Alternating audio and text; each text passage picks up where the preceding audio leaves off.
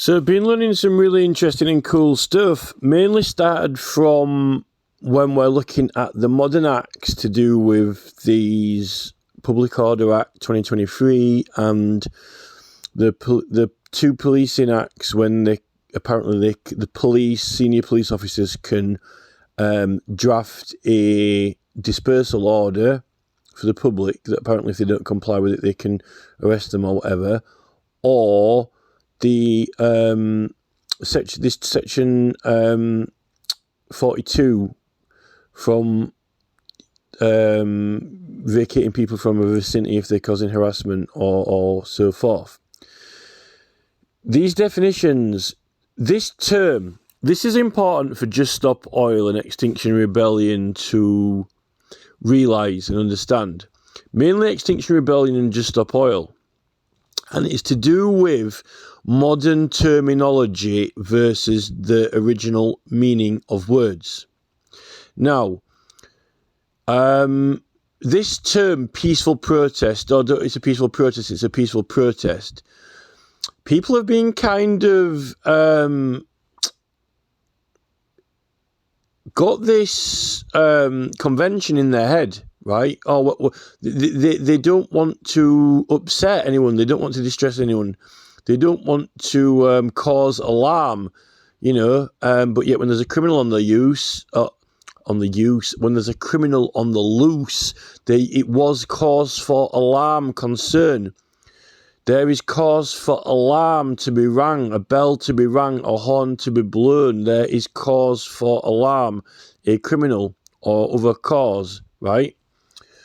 Now, looking at the legislation, particularly around the miners' strikes and so forth, they're using this term picketing.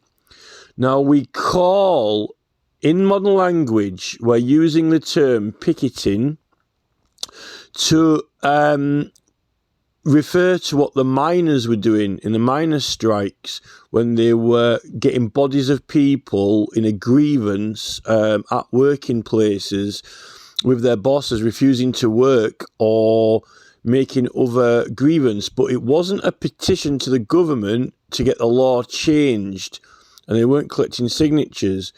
They were opposing their employers and demanding pay changes or other things. Some of the higher ranking Labour Party politicians and councillors and so forth, some were petitioning the government, but the majority of these Labour workers were actually picketing, and it was not pursuing the law being changed, or they weren't pursuing it. They were picketing. Now, let's examine first, we need to examine the word picketing, right? So, picketing actually doesn't mean a group or body of the public turning up to protest or to complain. Actually, the word picketing means the opposite side to that, the opposite party, which is to actually put a fence, a partition or a blockade up to defend or protect a place, right? So a picket is actually a defensive fence, barrier, blockade to protect a place. So if you put a picket around Parliament, the picket would be protecting the Houses of Parliament from the public. So you could, what happens if everyone in England turned up at Parliament? If everyone in England turned up at Parliament with a grievance, then you would use the word correctly in English language that the police force have erected a picket to protect the Houses of Parliament from the public, right? Or you could say that the Royal Soldiers, the Beefeaters, the Royal Guard are picketing around the palace to protect it, right? Okay, that's the proper terminology for picket, right? Now, petition. A petition actually is a declaration, a formal writing or oath set out in writing to bring a case to the authorities. You can petition for divorce. You can petition a criminal case. It is interchangeable with an affidavit, right? It's the official old word for bringing an official case or cause, right? So the actual petition is officially setting it out in writing, right? And that is what we've got the right to do without being prosecuted, okay, under the privileges of Parliament. But it comes from Magna Carta and the right to bring or pursue a case. But you don't just have parliamentary cases. The 16th Bill of Rights is the petition for Parliament or the King. But from Magna Carta, it can be in a local jurisdiction to a court or a jury or whatever, right? But that is not to Parliament. It is at a local level. Now, the thing is, this is the thing. The word protest is actually quite old. Now, in the 1600s, in this first really old... Well, it's meant to be the first list of words. The very first dictionary, the very first list of words by this Robert Cowdery in 1604. He's got a list of 3,000 words, but the word petition is not in there, neither is picket. But the word protest is in there. And it says to officially set down in writing, okay? And also in the Webster's online dictionary, the 1900s and 1800s dictionary, protest actually is to set out officially in writing, to actually declare it officially in writing and a complaint. So actually, the word protest actually does mean petition and to set it out in writing. Now, the irony of this is this. Most people who are protesting now in modern times aren't setting things out in writing officially or making an official case. They're kind of doing it like on the streets or just on the spur of the moment or whatever. You can have like, if you've got a fairground, right, and if there's like, thousands of people at a fairground, and let's say there's an ice cream stand, and let's say that the ice cream guy closes up and he won't sell any ice cream, and let's say that people start forming a crowd around and they get angry because they want ice cream, they might start protesting, right? But they might not say it down in writing, but they might all declare, we want ice cream, and start chanting, we want ice cream, right? But it's not a matter of church, state, or law. It's not a criminal case. It's not a civil case, and it's not a case to Parliament. It's not a actual... It's a grievance between the people, but they're still protesting, right? Well, we use that word protest, right? But we use the word protest for this protesting, but actually the word protest really means petition. But not everyone who's protesting and using that word in the modern language is actually officially petitioning, okay? And the thing with setting it out in writing, it makes it a lot more easily recognisable as official. This is why when the police do this dispersal order, the senior police officer can make a written declaration, and before he can disperse it, he issues the notice. It's all official, it's all in writing, and then it's all like, done on paper, right? And that's the thing.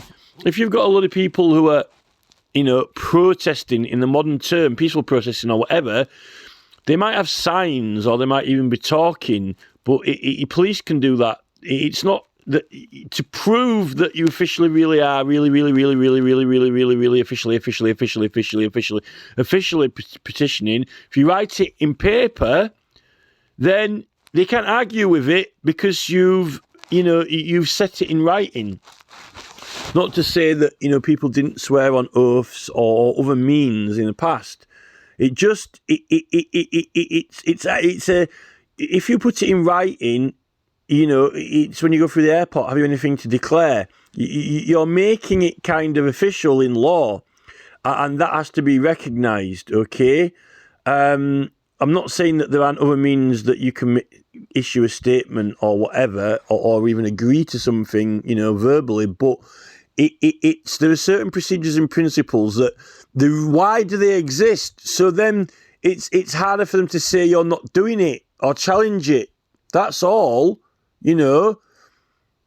If you put it in right, that's why we have the law. It's in writing, And then if someone says, "Well, I think that you're lying," then it's written.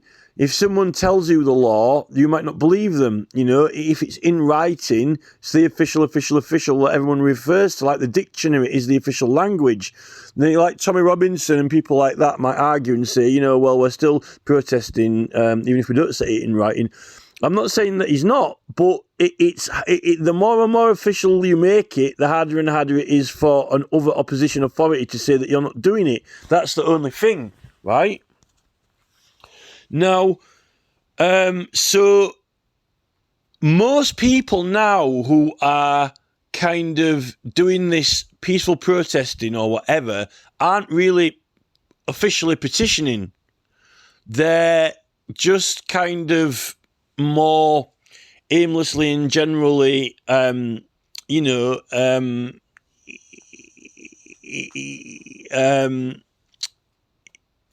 in public. Another thing I need to say now is this, right?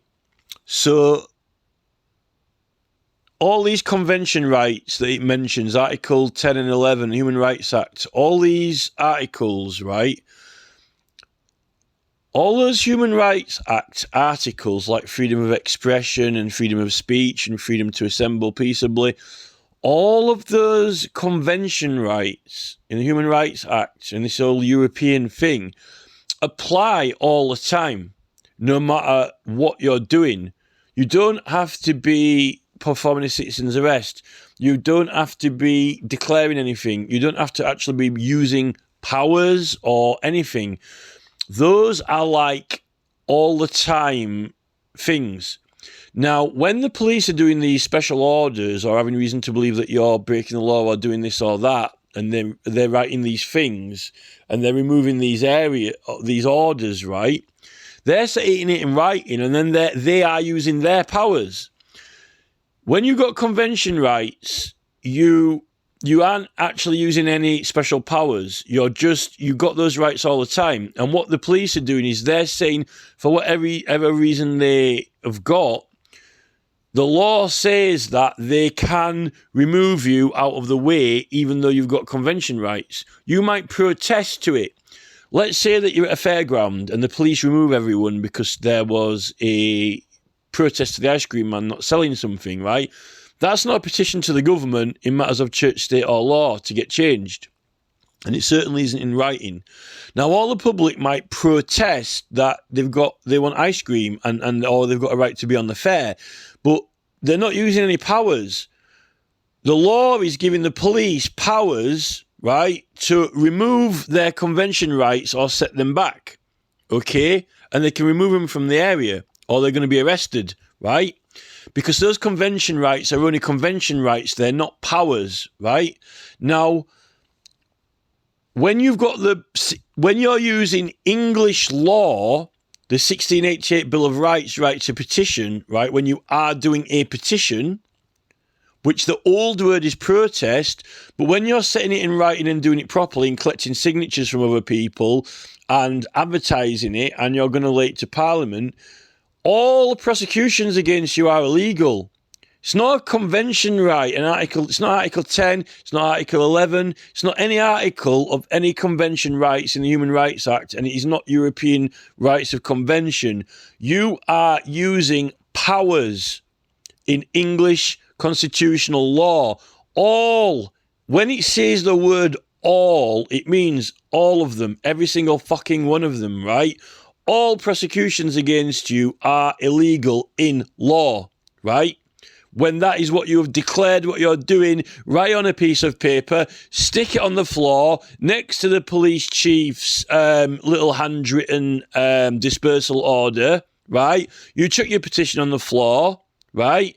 And then you are using He's using powers. You're using powers. You're not using convention rights, right? Your convention rights, are irrelevant. You are using powers, right? And you are promoting that petition to the public and collecting consent, right? Now, if you're a child under 16, right, the police cannot arrest and prosecute you, but they can actually remove you from the area and put you somewhere safe.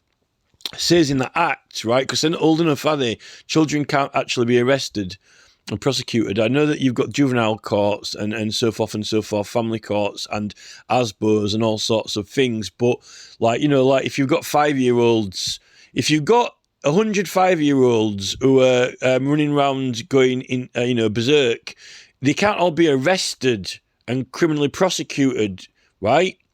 But the police can, round them up like the child catcher in Chitty Chitty Bang Bang, and move them to somewhere safe. They might deem that the back of the police van is safe and lock them in it, which is quite amusing, quite an amusing connotation. But they're not officially being arrested and prosecuted, right?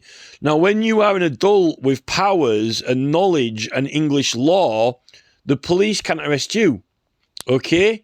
And they can't remove you from the area because you're not under 16, right? You've got powers. The right to petition is all prosecutions against you are illegal. So the police do not have the legal authority or right to use powers against you. They are the ones breaking the law. When you put the petition on the floor, right, next to the police chief's dispersion order, in writing next to it, he's using powers, you're using powers, right? This is powers, right? The police do not have a legal authority. They do not have the powers, right? Now, this is when we get back to the original word of a picket, right? They're using the word picket for these protests, for these disputes between employers and workers, which is not Parliament and not asking for a law to be changed. It's a grievance between a body and, a other party, right? An employer or something, right? We're not going to work or whatever, right? Now, but the picket doesn't even mean that. The word picket never meant that it's a group of people who are refusing to work, a group of people who are refusing to protest. The picket is a defensive line or barrier to defend a place, right?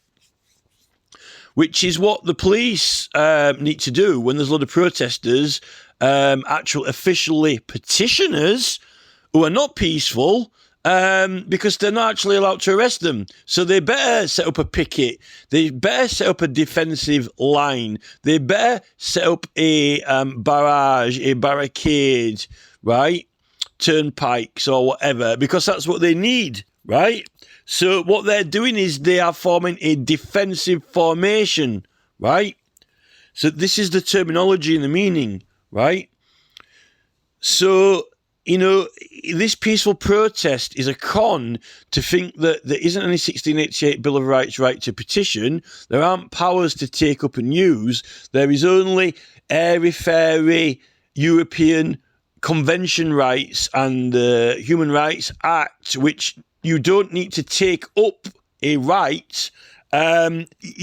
It's the right, when you say that you've got the right to peaceful protest and, it's our convention rights in the Human Rights Act, it means that the police, if there's a riot at a fairground and everyone there gets moved off by the police, then people might protest against it to the police. They might say, we don't want moving off this fairground. We like sitting on the grass there. We want to move back. And they're protesting against it, right? Under convention rights, okay? And they're going to be peaceful because if they start fighting and hitting the police, then they can be prosecuted And if they move back on there, they can be prosecuted. Okay, they're protesting against it. They're not happy about it, but they don't have any powers at that point. Okay, they're protesting against the police at grievance, right? And they're arrestable, right? Unless they're under 16. But they might protest about it. They might protest peacefully, which means they might go stand at the edge of the area the police have designated, and they might form a big crowd, and they might say to the police, we're not happy about you moving us off that fairground, so we're going to stand here with signs and say, we want to be put back on the fairground on the common. We want to be put back on the fairground at the common. We want to be found at the fairground on the common. And they might not swear, they might not throw bricks, they might not throw rocks, they might just stand there obediently, not going past the line the police have set up, the picket, but they're not using powers. But when they use English law, the 1688 Bill of Rights, right to petition, which it won't tell you in any of those acts because they're sending this red herring, this convention bullshit in there, right? Then you don't have powers. Unless you use the 1688 Bill of Rights, right to petition, then you do have powers, and then the police will have to set up a picket line. That's how I'm actually reading it now. Now, one last interesting thing about language and law is this. So in that early dictionary, that Robert Cowdery, the word petition is not there. But what I notice is in the spelling of petition, in some of the actual petitions in the 1620s, which is 20 years after Robert Cowdery, right? I noticed they're spelling it PECTITION, P-E-K, not PECTITION. It's not P-E-T, P-E-T, pet, petition. It's P-E-C, P-E curling C, PECTITION, right? It looks like petition. Now, this is the thing, right? So a PECTITION, right? So in that dictionary, it's got the word protest, I think, but the other word it's got is a partition. A partition. So you've got a petition and a partition. Now, a partition is when you part something, separate something. And the word in that dictionary next to partition is division. You have a division. You are dividing something. If you put up a partition, you are dividing. It's divisive, like the Houses of Commons and the Houses of Parliament. You're dividing, right? If you draw a line in the floor, you're separating. If you set up a picket, you are separating. You are dividing. A partition, right, is division. Now, a petition is you are uniting people together. You are not dividing, you are bringing together a body of people officially on paper, signed to an oath or by word or writ or by consent on paper with a grievance. You're forming a body together, the petition, right, to bring a case or cause, right? Now, the interesting thing about PECTITION, not petition, as opposed to partition, which is division and separation, usually, even though you're forming a body, the body is against an opponent or an opposition, the grievance, right? So even though you're forming a body and bringing people together, you still have a partition, because it's a petition, a uniting together, even though you're uniting against an opponent. So now another thing is interesting. The word PECTITION is like a beak. A beak, when you peck something, right, like a woodpecker. When you've got a woodpecker, you're pecking a tree bark, right? You're going, like, Woody Woodpecker, right? When you get a pen, a quill. When you get a quill, a pen, right, like a beak, and you slam the pen down onto the paper to write, to scribe or write with a pen.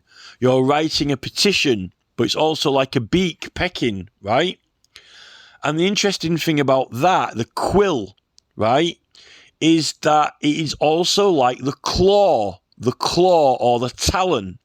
Now, this is the law, the ancient law of lex talionis. Lex talionis means a equal force for an equal cause. So if someone's damaged something or murdered someone and it's a very severe cause, you can have a very severe force to apprehend or pursue it, right? This is lex talionis, the talons, let us pray. So we've got let us pray means to prey on an animal, to go after someone, to go after something, right? But also to pray means prayer, a prayer. Like, you know, if you're like a priest, you say prayers. Those are like, you know, dreams, wishes, thoughts, and blessings. But you bring your hands together. You've got two separate hands, left and right, and you bring the hands together. Let us pray, like two opposing forces. Like you've got the House of Lords and the House of Commons. Let us pray. Or you've got the petitioner, and you've got the opposite grievance. Now, the partition is to separate and divide. The petition is to bring together and unite. So you bring your hands together to pray. When you petition the government, you come together in a official capacity, in an official manner to settle grievances, you know, in Parliament to debate, to discuss. And you also set down a prayer as well. So the word pray, even though it's a holy word in the church, meant to be what priests do, you know, and also you pray on a petition, the word can also mean to hunt, to prey on an animal. Which, if you're pursuing someone in an official capacity to solve a problem, to do good, a good cause against something that was wronged or bad, you might need to use force. You might need to use tooth or claw, right? So this is like why you've really got the lion and the unicorn on the coat of arms. You know, these are the two opposing forces, left and right, with a crown over the top, right? So this is all the symbology in it. I find it quite interesting as well, like the PETITION. You know, it comes, you know, almost like bringing the quill down with the, you know, the pen is mightier than the sword, so to say, right? So all these terms have a relationship to each other and a subjective, they're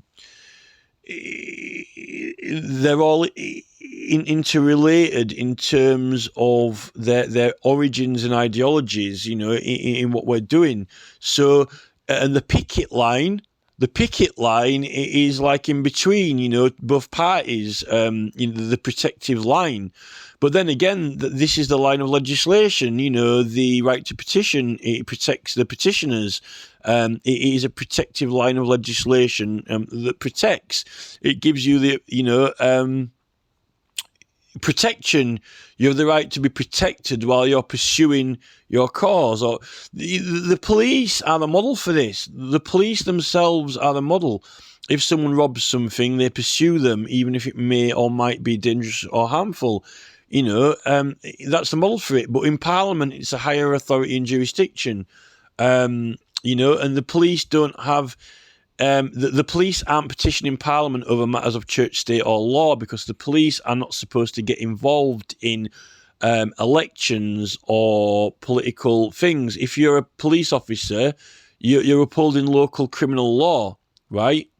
This is like in the American government, in the Constitution, the people of public office did not vote. They were unbiased, they were impartial, they didn't take a side in a dispute. And that, I think, is what the police are meant to do, like in the Representation of the People Act. The police aren't allowed to take election material down. There are some laws in that act, some laws for, you know, the electoral agents and the candidates, and other. There are some laws that have to be enforced, but most of those laws in that act would only arise through an election petition, not through normal criminal law. Some of them do, but the police aren't allowed to interfere with the material or influence. So if people are promoting and advertising something, if the police remove them, then they're actually taking away the influence, and they're that they're intervening in the the circumstances, you know. They're affecting the outcome of the influential dynamics of it, which they're not supposed to do. Which is why there's certain, you know, protections and immunities and so forth. The argument comes when you cross the line from peaceful protesting. The thing is that, you know, is there such thing as peaceful policing?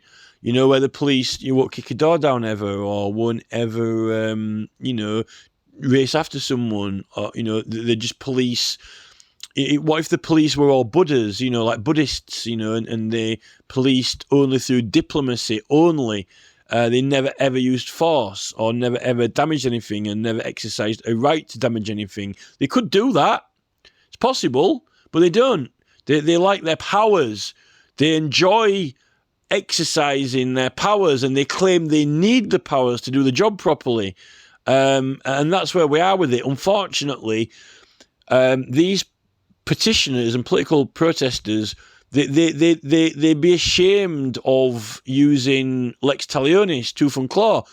They say, like, you know, we are peaceful. We're not bad. They don't want to look like they're bad people, like they're criminals. They say, oh, we're doing this peacefully, right? Because of honour, because of public image, because they're not bad people and they don't want to be seen as bad people.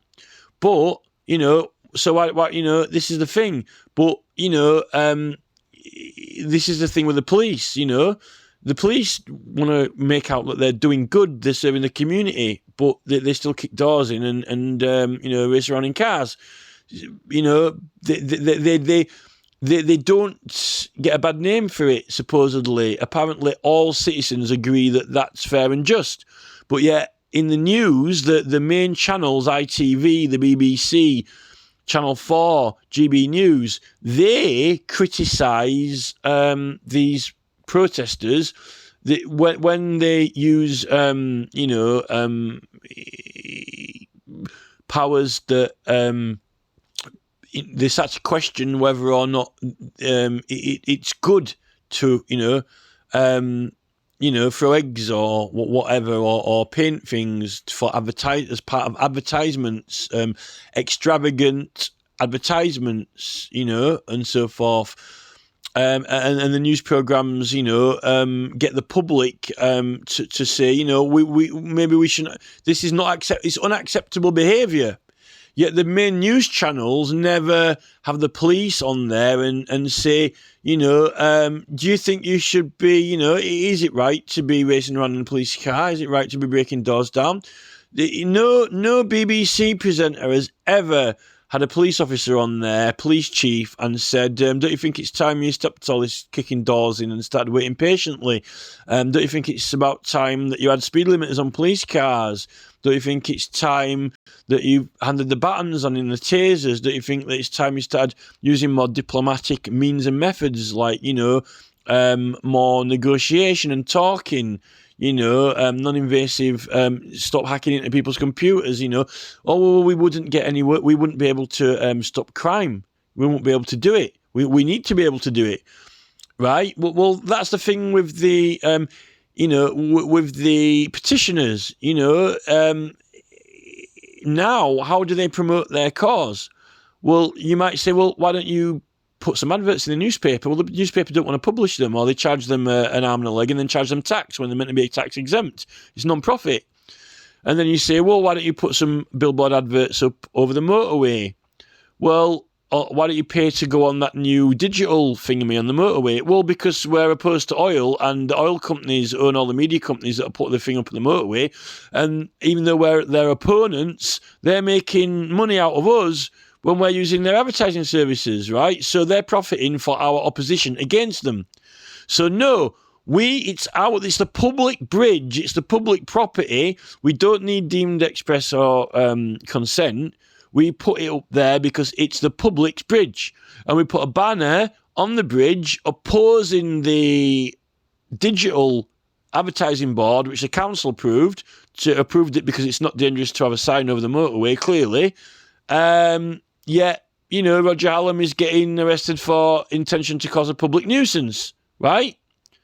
By the Sun newspaper infiltrating these meetings. Yet Coca-Cola can throw a suitcase full of, £100,000 at a local council, and they can have an advert up over the top of the motorway like fucking Las Vegas. And the police chief will probably go on the ride there at Las Vegas when he gets there with his children and family. He doesn't, prosecute them for distracting on the motorway. So, this is the thing. You're using powers. A lot of these companies have the privilege that they're throwing money at everything, and they're getting the council to bend over backwards. They're getting all the planning put through for them. They're getting all the consent. They're getting all the profits. But we can do that without spending a penny. Although, where do you get the materials from? You got to get something from some company, but, not all the companies are owned by these, you can, I don't know, you could go pick some blueberries and make some ink or whatever, if you want it for free. You can get weave a canvas, sit there. Extinction Rebellion could, go get some reeds from the river and weave a canvas and then write it in blueberries and put it over the motorway. That don't cost anything, right? Just a bit of, you put a bit of work into it. So this is the thing, right? Why should they profit out of your opposition? Because then they're making money when you challenge them. Right? You don't want them to make money out of you. You're actually trying to stop them doing what they're doing. But you need to inform people about it. And this is what the Control of Advertisement Act is all about, giving you powers. It's not criminal damage when you install it or remove it, unless it's privately owned. But then that's a civil suit, for costs and damages. But you're never to be regarded as a criminal. Now, how far does it go when it comes to personal harm? If it's accidental... If harm or danger or risk occurs, like from the state you've left the site in, and they have an accident there, you're not liable for it. But that's just the same as the military. I mean, there are, the king might be fighting with troops, and if any soldier dies accidentally when a gun goes off or a bomb or a landmine, then no one's liable for it. It's an accident, right? It's only if it's intentional, directed, It says in the 1688 Bill of Rights that, we've got the right to bear arms for defence, but not attack. So, if you're defending yourself, you can use the arms, but not out of attack. And also, going back to the Bible, which is entrenched in English law, the Bible's entrenched in English law, and there are God's law, and that is, you swear on it in the court, in the Bible, and you got the Ten Commandments, like, thou shalt not kill. So that thou shalt not kill is actually in God's law, in the religious Bible that is, used in court. So, that's part of God's law, thou shalt not kill. Although I think it refers to humans, because you've got, like people are praying, let us pray. The Bible, the prayers are let us pray. But on praying, they're talking about for food, right? For food to eat. It's okay to and this is a similar thing, right? It's okay to kill a pheasant for food. Or for the feathers, right? Because you're providing for it. Let us prey on animals, right? But, this is the thing, it's that's like Lex Talionis, the lion, the claw. If someone's broke the law or offended, then you can use, equal force or whatever it is to catch and apprehend or whatever. And this is the thing with the right to petition, and so forth. It's we've got law in England, murder and so forth and so forth. There is definitely a line to be drawn, but when it comes to criminal damages, even the acts in the Criminal Damage Act, it's not about killing anyone. It's only about risk of danger or harm in things that you are doing, things that are risky or dangerous. There's no intention to kill, murder, plan or manslaughter in that act. It's all damage to things, right? And it says that you can exercise a privilege and a right in the act, which will not be regarded as a defence against the charge. Okay? So, And I would have thought, if you think about it, you're putting yourself at risk, because if you, for example, I know it's illegal to draw arms against the king, right, himself, and I don't know if it means the crown, but for example, if there were loads of petitioners and they started to use force, then the other party will defend themselves, and they've got the right to bear arms for defence. So you're just putting yourself at risk, because they're going to, if you've got a load of people and you had a group of petitioners who were claiming that they had the right to petition, if you want to say, well, you can't just kill people. The thing is, if you were going to, I'm not saying that you would be or you should, but this is hypothetical. If you did draw arms, then the other parties immediately got the right to bear arms for defence, and then when they pull their arms out, they're legally entitled to defend themselves against you, and they're not liable for any risk or harm when you're charging them. Do you see what I mean? So there is a dynamic in this. I mean, no one's saying that anything should escalate into a war or conflict, but we're talking about the legal dynamics in it. This is the picket line, the defence barrier or barrage, and in that right to bear arms, it says that if any force employed, which includes the police, does act with force or arms unlawfully, that you have a right to draw arms. So it's not just petitioners. It's if you think about it, why would you want to draw arms if you're petitioning, or why would you attack other humans? Right? You're only wanting to advertise it, promote it, and collect signatures, right? But you're only really at the same level as the police, because if the police act with no reason or right, then you also have the right to draw arms and defend. So the difference with the police is they've got a lot more of a complicated, fleshed out, codified laws for all manner of different parts of their duties and pursuits, right, in law. But a lot of those powers are available to citizens to use as well, like the Criminal Law Act in 1967, like assisting offenders, if people get in your way or obstruct you when you're pursuing criminals, a crime, okay? And a lot of the time in the petition, you're not just wanting a law to be changed. If it's a grievance, like someone's done wrong, you usually are in pursuit of crime or criminals, just at a higher level than a local crime, So you usually are kind of using policing powers at a higher level than the police anyway, the national inquiry kind of level anyway. So, the thing with the police is that they're trained. It's a full-time job. But before, before 1834 or whatever it was, the Fire of London, when there weren't a proper full-time police force, many of the public were engaging in a lot of activities of policing anyway. In fact, the burning down of Parliament definitely was some kind of stunt, some sort of because it burned down because it was actually Peel who awarded them to go start that fire right underneath, that just went out of control. And then the next morning it burned down. So it was definitely some sort of propaganda stunt, some sort of political stunt. There's no doubt about it. Maybe it symbolised, what exactly are protests going to do? Storm Parliament, storm the building. Guy Fawkes tried to blow it up. Well, there you go. Now it's on fire. The whole thing's burning down. What are you going to do? What are you going to do? What are you going to do? What are the public going to do? What are you going to do? All storm the castle, all storm the palace, all storm Parliament. What do they expect to do? What worse can you get than the whole thing burning down? So when all this formation of the Met Police and forming a proper organised police force with powers and so forth to replace us and remove our engagement as much as the public, it's almost kind of like, they don't want the public,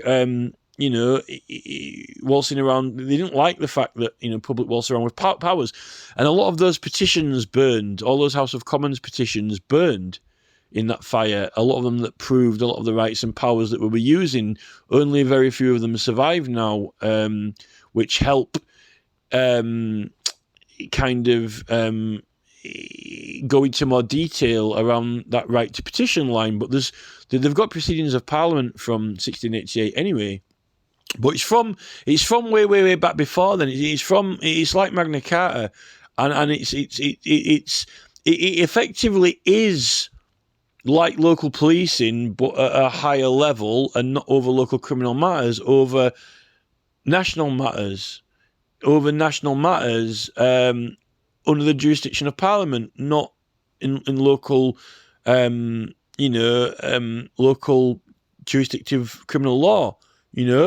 That's the difference. So, and a lot of these acts these modern acts where they talk about peaceful protesting and convention rights, none of it mentions the 1688 Bill of Rights or the right to petition or anything like that.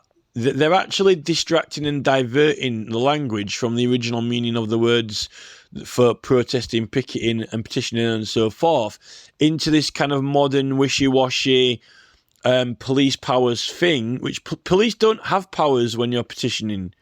And while you're engaged and using in it, it's like privileges of Parliament, So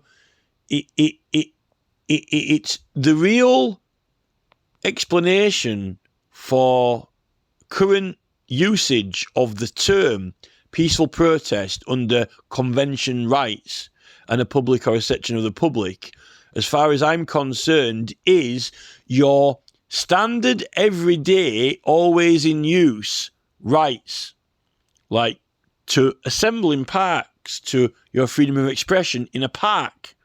That's not a power. That's just a convention right. Now, if the police put an order, a dispersal order down, and remove you from the area, right, you can protest against that, but you're not petitioning, and you're not petitioning Parliament.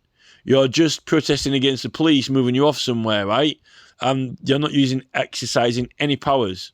None, right?